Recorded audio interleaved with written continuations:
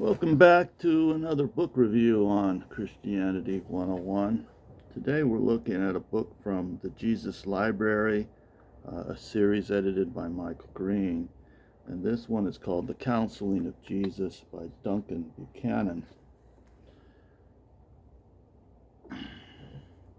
Seems to be applicable to all Christians, not specifically to Catholics. Kind of read through bits of this, poked around each chapter, and it kind of looks like a response to Rogerian conflict resolution. If you don't know what that is, it's just a way of, rather than kind of advising people what to do, right, as we Christians often do, Rogerian is about stopping, listening to the other, empathizing with them. It's a lot about empathy, probably empathy heavy in my opinion. The Rogerian method has gone corporate. I've been in corporate training in some companies where the empathy game is just taken too far, because usually the empathy game is ironically driven by narcissists. Anyway, that's just my strong opinion. Duncan Buchanan has an opposing position to Rogerian conflict resolution, but it's not as extreme as mine.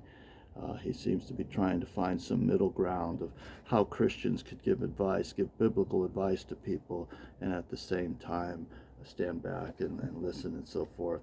So he continually goes back and forth, mostly to the Bible, mostly the gospel. He starts out with a section on Abba, as our Father, and then gets our relationship with the Father, and how we're expected to extend that relationship to those around us if we're advising or counseling others. Section on listening, chapter on fear, anxiety, anger, self-acceptance, repentance and forgiveness, giving and receiving, the love of God in counseling. Then he presents models, a chapter on directive and non-directive counseling, and a chapter on man and sin. So this penultimate chapter, directive and non-directive counseling, is really where he kind of gets back into opposing the typical Christian counseling approach of directive counseling to the Rogerian and other approaches that are perhaps more let the patient figure out their own solution, right? Because we know that we want to help this person be happy in this world and also attain salvation, so that person is ready for the next world, right? So it's pretty well put together. I'd say it kind of reflects the conflicts of his time, mid-80s.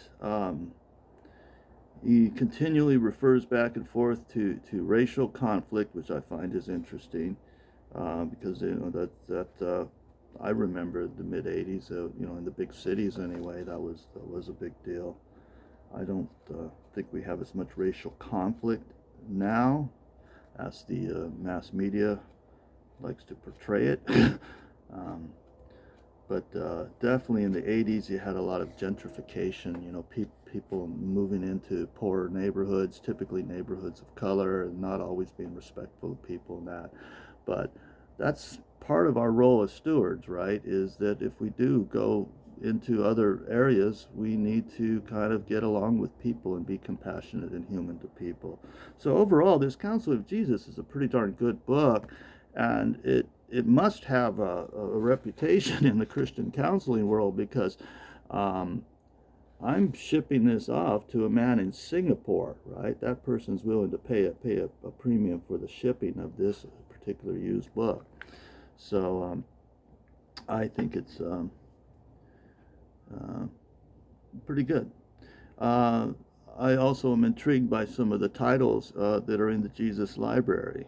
There's the hard sayings of Jesus, the teachings of Jesus, the supremacy of Jesus, the empty cross of Jesus, the example of Jesus, and the counseling of Jesus, which is this one. So all of these take us back to the man, Jesus. Have a Merry Christmas.